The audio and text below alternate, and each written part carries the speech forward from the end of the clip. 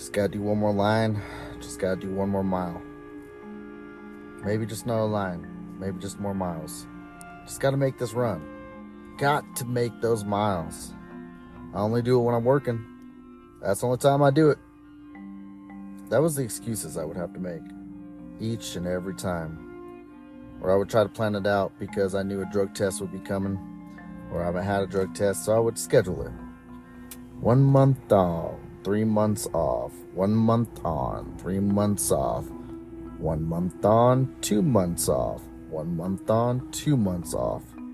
1 month, 2 months on, 1 month off. You kind of see the pattern we're going here. Mixing drugs in any type of career is destined to failure. But let me tell you something, when you grow up in a household where drugs is nothing but your life, that is all you grew up around, and then you grew up in a household of truck drivers, well, there's a recipe for disaster. And ladies and gentlemen, welcome to Little White Lines. I'm your host, Bradley Larson. I've been in this disaster. I've lived this disaster. I want to share my disaster and why you should avoid this disaster. If you're listening to this, whether you're high or sober or whatever the case may be, understand that you'll be chasing those dragons and chasing the demons. And it's not a pretty thing. I'm hoping that this story and these episodes will prevent somebody in the future from making those dumb mistakes that I made. I want you to hear my tales, hear my stories, and sit back and relax. Welcome to Little White Lines.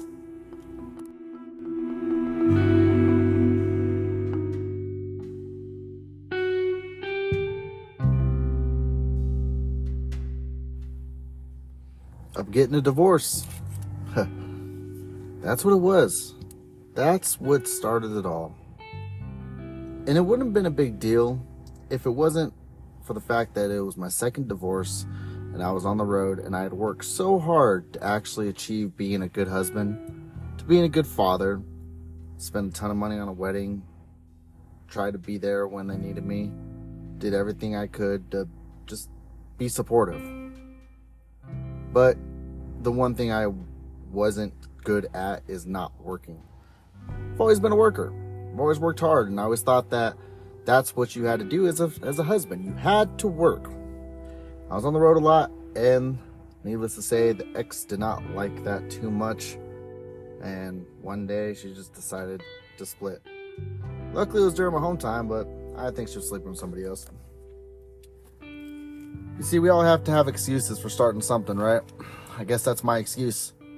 We went through a little issue, I guess you could say, and I just decided, you know what? Fine. F my life. Let's shoot myself in the foot. Let's see how much of a downhill spiral I can go. When I got into trucking, I was a happy kid. A happy camper. I was always on YouTube trying to impress everybody, trying to be everybody's friend. But I could never be anybody's friend because I was always the hyper one. I was always over charismatic. I was always different. And I never accepted my difference. I just wanted to be like everybody else, and I wanted to fit in. I could just never accept me for me. So, what do I decide to do? Well, decided to go to this house party I found, and I wanted to do some drugs. Damn Skippy. Wanted to do some drugs. I made that choice that day. I wanted to do drugs. Because fuck it. I grew up not into weed. When I grew up, I was a square. I made friends, and I've always had the same friends, but like I was never in the cool kids crowd, you know? So like I never did the drugs as a youngster. So I figured, fuck it. Even though I got a career and even though life is good, besides my 2 divorces already, I'm gonna go do drugs. Well, I go to this party and I hear that, like, you know, some table's got some cocaine or some shit, you know, some random substance on the table. And I decided to go make friends, and they say, you want to try some? And like, I wanted to try to fit in, not knowing what it was. I pretended that I knew. How stupid am I? How fucking dumb am I? Pretending that I knew what it was. It's seeing white substance on this table, thinking it was cocaine, and it could have been fucking pills, it could have been heroin, or last but not least, good old methamphetamine. And guess what, ladies and gentlemen? Ding, ding, ding. I got the methamphetamine. That's what happened. Boy, oh boy, did I get it. Now, luckily I didn't take like a huge line because it was technically my first time. And I told them I was kind of messed up already. I don't want to take too much, blah, blah, blah. Talking myself into it like a jackass. And I lined it up. I rolled that dollar bill up and I snorted. And holy shit. Holy smokes. The burn. I thought I was about to die. Now, I could take a lot of pain. I could tolerate it. But you best believe, I kind of squinced and I went, ugh, damn. You know, clenched my fists up and teared up a little bit and just like rubbed my nose. And then a jolt of lightning hit my body like no other. And all of a sudden, I felt like a fucking god. I felt like Superman. I was talking to girls I never thought I'd talk to. My confidence was up. My happiness was up. I was feeling amazing. Like a man that was that's been trying to get out, that never got out before. The overconfident, zealous, powerful man that I've always knew I could be, but never was. And then the drip came. That nasty, toxic taste in the back of your throat coming out of your nose. Ugh. But that's what it did me, man. I felt hyper. I felt good. I felt like a normal fucking person for once. I felt like how I was supposed to feel, like how people told me I had to be. Instead of accepting myself for who I am, I did drugs to fit in because I thought that's how I was supposed to be. Ain't that pathetic? It's sad, really. So, all I did was take that line, did not buy any, stayed up for God knows how long. I want to say it was good 12 to 16 hours. Luckily, I didn't have to work the next day. But let's talk about that. Drugs wearing off. I'm tired now. I'm feeling weird. My body feels dry. My mouth feels sore. My teeth feel like glass. Like everything just felt terrible all of a sudden. Terrible. And I was like, oh, fuck, now I see what people get addicted to. Now I see why people get addicted to this shit. It was just like, fuck, so that's what addiction is? I mean, yeah, I've always had the need for a cigarette and stuff, but holy hell. That's a whole different kind of addiction. So, I had my very first come down. I ended up taking a shower, eating food, sleeping, and I ended up just feeling like trash. I'm just super tired, super hungry. It wasn't pleasant. But I knew that I didn't trust myself on the road with this yet. And I decided to, not partake for work because I didn't know nothing about it. I didn't know, is this safe to drive on? Is this like drinking and driving? Like, I knew nothing about it. I just knew all the stories that I've heard. Yeah, meth makes your teeth fall out. Yeah, makes you paranoid. Yeah, makes you skinny. Yeah, does this, does that. And we're going to go more into that later. But it didn't do none of that to me. But we'll talk about that later. it made me feel human.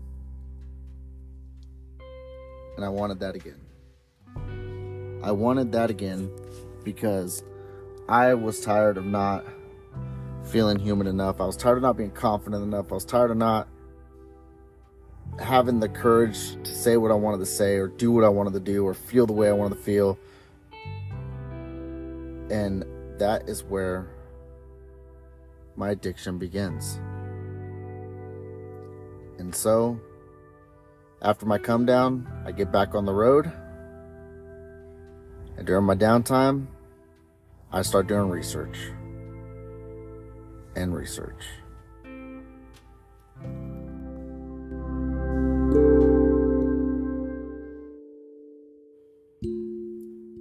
Now, I knew that I wanted to do this again, but I didn't know nothing about it when it came to driving. And honestly, even though doing drugs was detrimental to my career and career ending, I still thought, hey, I can beat the system. I can do it. But is it safe to drive on? Now, I've heard stories of truck drivers back in the day using little white pills, and they use toothpicks, laced with drugs and stuff. And I wanted to do more research on it. So I watched every video. I've read almost every book about meth there is. I have listened to every podcast about. I have done all the research I could, and come to find out that it didn't really mess up your driving unless you stayed up too many days. I thought to myself, well, I can see how that could be a problem. This stuff is easy to stay up on. And I had to figure out a way to use it while working, because I thought, man, I can actually get my miles in. I won't take naps. I can be productive, get my work done. And I found out it makes you more focused. So now I was on the next issue. How was I going to get it? I was a clean cut guy, big dude. Always had a nice clean haircut. I dressed normal, but I didn't really know anybody at the time where I lived that had it. So I would go online to certain websites like Meet Me or POF, and I'd be putting key phrases in, looking for stuff, and finally I found someone that would, and I met up, and that was the most terrifying time of my life, buying drugs the very first time. I didn't know how much the shit was going to cost. I probably got ripped off. I ended up buying 0.3, not even a full gram. Probably cost way too much. I think it was $20. Didn't care though, because that was enough to last me at the time. And I thought, okay, so I don't want to take it constantly as soon as I'm feeling tired. No, if I'm feeling tired, relax. Just try to relax and go use that time to sleep. Don't get hooked on it. Don't, I would follow a certain set of rules. And in these rules, I would not use after 3 p.m. I would not stay up more than 24 hours. I would try to eat. And if I couldn't eat, I would drink shakes, right? I'd set a timer to brush my teeth at least 3 times a day, if not more. I never let my mouth get dry. I would always drink water. I would try to wash my face constantly. Use that charcoal wash to wash my face. And I would, try to not act so weird in public. If I was in public, I would be on my phone. So that way I wouldn't have to interact in, whether it'd be talking too much or whether it just be the messed up eyes or whatever the case may be. And this seemed to work for a while until one day, I don't know if I took too much because I used to dose it out, but eventually my tolerance level went up, and I needed to buy more and more. Eventually I had a friend that got out of prison. He helped me get some, and it was a lot easier. I didn't have to deal with random people I didn't know. I mean, granted, the people I did, I did get their numbers, and I started making connections, but a lot of people were sketched out by me. They always thought I was a cop or I was undercover, whatever the case may be. It bugged me. But when they say that it's easy to get, like going to a corner supermarket or the corner store or whatever the case may be, I just want to put it out there. It's not, especially if you're like me, that's super paranoid and scared about that shit. I did not like any of that. So at the time, it was nice to have people that I knew, actually getting, connected with, so I can, buy it safely, I guess you could say. And I was only doing lines at the time. I wasn't smoking it. Obviously, I wasn't shooting it. I don't do none of that shit. But I was doing lines, and I would have a routine where I would get a line up, and I would have a Jolly Rancher, paper towel, and it was just a ritual. Break it down, bump it, and eat my Jolly Rancher for that drip, And this went on. And I also had moments where I wouldn't do it for a while, because I didn't want to, get busted with a random or have a DOT inspection, which I got a lot of at the time, that would get me caught. I've had a couple close calls. I remember it was a Tuesday. I ended up getting a call saying, "Hey, you gotta do a random, but you have till Friday to do it." I said, "Oh, thank God." But you best believe I was freaking out, because Wednesday, Thursday, Friday, it's exactly 3 days, right? So I stopped immediately right there. I drank a bunch of water, drank cranberry juice, just did everything I could to get it out of my body. Waited till literally the last hour before the drug test place closed to take the test, and obviously I passed. That was my closest call. Now, the closest call I ever got with law enforcement was, I was in Nevada, and I was going through like some rural town, and I just did a line, and I was feeling pretty good. And as I was driving through the town, a DOT officer had pulled me over, and he was just wanting to do a random DOT inspection. Well, the thing is, I just had an inspection, and I had the sticker on my window. So I told him that, and he looks over, he's like, "Oh, all right, well, have a nice day." My ball puckered up a little bit. I had my sunglasses on, but I was still freaking out, because that would have been the longest time I would have had to interact with the police officer while high, and I just did not want to do that at all. Certain times like that, it makes me glad that I stopped, because I could have gotten a lot of trouble, and there's so many other stories that happen that I'll be talking about in this podcast. This is, I might sound like I'm glorifying it or hyping it up, but no, in fact, this gets to be like a downhill spiral, like most drug addiction. It gets to be not so good. I started in 2017, and everything went downhill in 2021. And that's what the future episodes will be talking about. My days, my routines, the stories. I've almost been murdered, almost had my head chopped off one time. I remember running around in the semi truck trying to find it, bringing people that I shouldn't have brought with me, yelling at the door looking for it.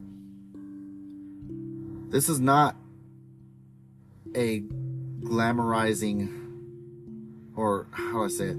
This is not a story to glamorize it whatsoever. The stuff you're going to be hearing in the future is kind of why you want to stay away from it completely. A lot of people say everyone's an outlaw till it's time to do outlaw shit. Nobody would have guessed I was doing outlaw shit. We had paper logs at the time. Everybody could do that. But imagine doing, 1,000 miles with no issues. Maybe getting a couple hours of sleep, and then doing another 1,000 miles. Or imagine slipping from your normal schedule, driving through the mountains of Colorado around midnight, and hallucinating, seeing snakes on the side of your truck or on your hood. Imagine seeing shadow people stealing your fucking tires from your semi. None of that is good. I had good days when it came to, getting my runs in and get my paychecks. But the sobering was hard. Getting sober was hard. And the more that I went on, thinking that I'd get away with it, the more I started using. Because I would go 30 days, maybe 2 weeks out of those 30 days using nonstop. Every other week. Or I'd get a bag and, use till the bag was gone. Then I would get sober. But eventually, it was just a constant everyday thing that I needed. Just to feel happy, just to talk, just to be myself. One other thing that I had an issue with was when I was doing YouTube. I let myself get too emotionally involved, like anger-wise. I let people get to me too much. But I always found that I made the best content when I was high. Sad to say. Now that I'm sober, I barely can make any content at all. I try to because, that's why people subscribe to me. But it's tough. Because when I was high, not only was I truck driving, I was motivated to do certain things like make videos or talk on the phone. There was a lot of times where I would, reconnect old friendships or make new friendships, and I was completely high. And a lot of times people didn't even know I was high. But then the outbursts and the anger started happening. And that's something that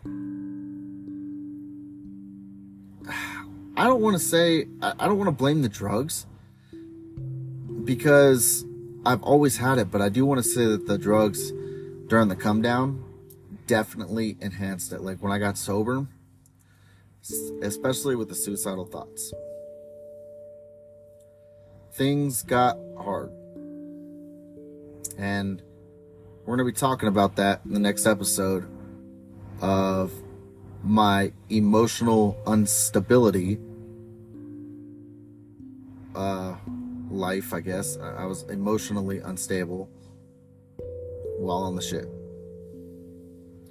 Also going to be talking about my first time smoking and how that also changed my perspective and how I did things as well. And we'll be getting into a different year. And we'll talk about the long period I did have when I was sober. Where things were good, where things were great, and I should have just kept it that way. But instead, I let it defeat me. But anyway, guys, I want to thank you all for listening to Little White Lines Podcast. This is episode 1. And if you guys have any comments, questions, or whatever, feel free to ask. I will be posting this on a YouTube channel called Tweaker Truck and Talk. I might change the name of that channel. I don't know for sure. I might just keep it the same. We'll see. But yes, everything that's posted on here will also be posted on to my YouTube channel. And this is kind of like the tell-all of everything from 2017 to now. And hopefully it can get through to a lot of people. Hopefully it can inspire people not to go down the path I went. So thank you all for listening. And I will catch you all in the next episode. Be safe and have a wonderful Thanksgiving. Later.